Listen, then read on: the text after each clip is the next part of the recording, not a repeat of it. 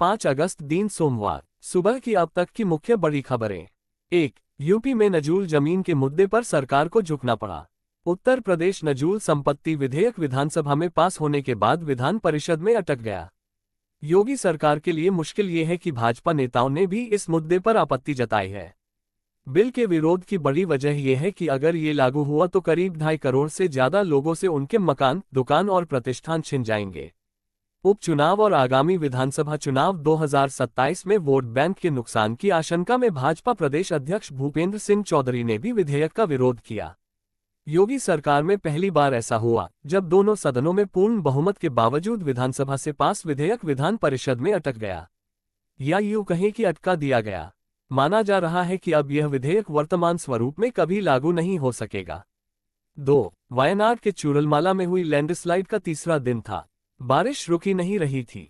हमें पता चला कि पहाड़ पर 6 लोग फंसे हैं। इनमें 4 बच्चे हैं। हमने पहाड़ पर चढ़ना शुरू किया। बारिश और पत्थरों पर जमी काई की वजह से आगे बढ़ना बहुत मुश्किल था। एक गलत कदम और हम सीधे गहरी खाई में गिरते। इसके बावजूद हम चलते रहे। 8 घंटे बाद उस गुफा तक पहुंच गए जहां परिवार ने शरण ले रखी थी। ये फॉरेस्ट ऑफिसर के हाशिफ हैं, जिन्होंने 4 लोगों की टीम के साथ सैकड़ों मीटर की ऊंचाई पर फंसे 6 लोगों को रेस्क्यू किया। हाशिफ वायनाड हादसे के अकेले हीरो नहीं है। उनके जैसे हजारों लोग पिछले 6 दिन से रेस्क्यू ऑपरेशन में जुटे हैं। 30 जुलाई की रात वायनाड में हुई लैंडस्लाइड ने 4 गांवों में तबाही मचाई। मुंडकई में बहने वाली चेलियार नदी का पानी मुंडकई के अलावा चूरलमाला, अट्टामाला और नूलपुझा में सब कुछ बहा ले गया। 369 लोगों की मौत हो गई और 200 से ज्यादा लोग अभी लापता हैं। घर तबाह होने से 10,000 से ज्यादा लोग रिलीफ कैंप में रह रहे हैं। 3. अमेरिकी बाजार में मंदी की आशंका के चलते हफ्ते के पहले कारोबारी दिन यानी आज 5 अगस्त को सेंसेक्स में 1,400 अंकों से ज्यादा की गिरावट है। ये 80,000 से नीचे कारोबार कर रहा है। वहीं निफ्टी में भी करीब 500 अंक की गिरावट है। ये 24,200 के स्तर पर आ गया है। आज के कारोबार में निफ्टी रियल्टी इंडेक्स सबसे ज्यादा 4% टूटा है। वहीं पीएसयू बैंक, मेटल, आईटी और ऑटो इंडेक्स भी करीब 3% नीचे हैं। सेंसेक्स के टॉप लूजर्स में टाटा मोटर्स, मारुति, टाइटन और टाटा स्टील है, जो करीब 3% नीचे है। 4. यूपी में 4 दिनों से मानसून की एक्टिविटी तेज हो गई। बारिश से 7 जिलों में बाढ़ जैसे हालात हैं।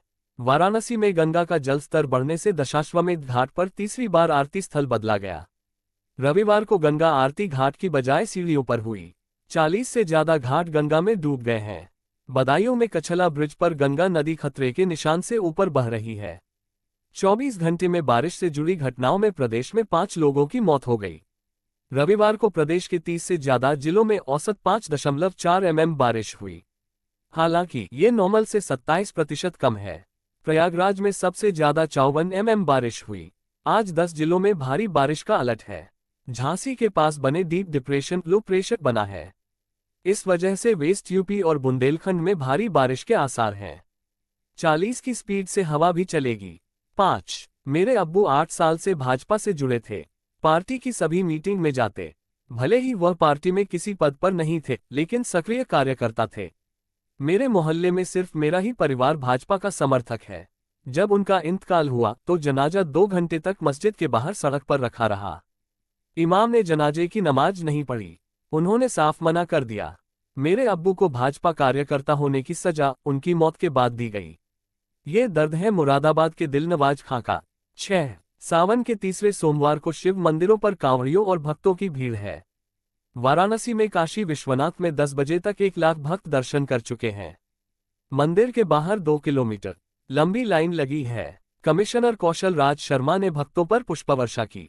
आज रात शयन आरती के बाद बाबा विश्वनाथ का अर्धनारीश्वर श्रृंगार किया जाएगा। इधर बस्ती में भदेश्वरनाथ मंदिर के बाहर कांवड़ियों सैलाब उमड़ पड़ा है। मुश्किल से यहां भक्त भगवान का जलाभिषेक कर पा रहे हैं। लखनऊ में भी मनकामेश्वर मंदिर पर दर्शन का सिलसिला चल रहा है। प्रयागराज से महिलाओं का एक जत्था संगम का जल लेकर बाबा विश्वनाथ का अभिषेक करने पहुंचा है। 75 साल की दादी इस जत्थे की अगुवाई कर रही हैं। हर हर महादेव के जयघोष के साथ आगे बढ़ रही हैं। 7. सपा प्रमुख अखिलेश यादव डिप्टी सीएम केशव मौर्य पर फिर हमला बोला है। उन्होंने एक्स पर लिखा, ये हारे हुए कृपा पात्र मंत्री हैं, इसलिए चुपचाप सब सहने को मजबूर हैं। ये राजनीतिज्ञ नहीं बल्कि राजनीति के शिकार हैं। यूपी सियासी खींचतान पर अखिलेश ने कहा, दिल्ली और लखनऊ के ओलंपिक में गेंद की तरह उछाले जा रहे हैं। दिल्ली का रैकेट लखनऊ भेजता है तो लखनऊ का रैकेट दिल्ली। भाजपा की स्टूल किट की किट से जनता परेशान है। ये कोई काम तो करते नहीं है, इसीलिए इन्हें बयान मंत्री बना दें। 8 पेरिस ओलंपिक में सोमवार को भारतीय शटलर लक्ष्य सेन का ब्रॉन्ज मेडल मैच होगा। उनका मुकाबला मलेशिया के लिए जिजिया से होगा। यह मैच शाम 6 बजे से खेला जाएगा। लक्ष्य के अलावा शूटर अनंतजीत सिंह और महेश्वरी चौहान की जोड़ी भी मेडल इवेंट में भारतीय चुनौती पेश करेगी। गेम्स के 10वें दिन भारतीय खिलाड़ी 6 खेलों में चुनौती पेश करेंगे। इनमें shooting, table tennis, selling, athletics और बैडमिंटन शामिल हैं। आज से भारतीय रेसलर्स का अभियान भी शुरू होगा। निशा राउंड ऑफ 16 मैच खेलेंगी। 9 ब्रिटेन में देशभर में कई दिनों से जारी हिंसा थमने का नाम नहीं ले रही है। प्रदर्शनकारियों ने कई शहरों में उत्पात मचाया और पुलिस के साथ भी हिंसक झड़प की। कई जगह पर ईंटें और पटाखे फेंके गए और होटलों एवं दुकानों पर हमला बोला गया। इस बीच सरकार ने चेतावनी दी है कि हिंसा से सख्ती से निपटा जाएगा। 10 पश्चिम बंगाल में विभाजन की उठती मांगों को लेकर सियासत तेज हो चली है।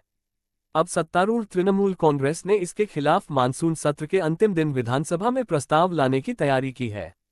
इधर भाजपा ने भी सरकार को घेरने के लिए कमर कस ली है। ऐसे में मानसून सत्र का अंतिम दिन काफी हंगामेदार रह सकता है।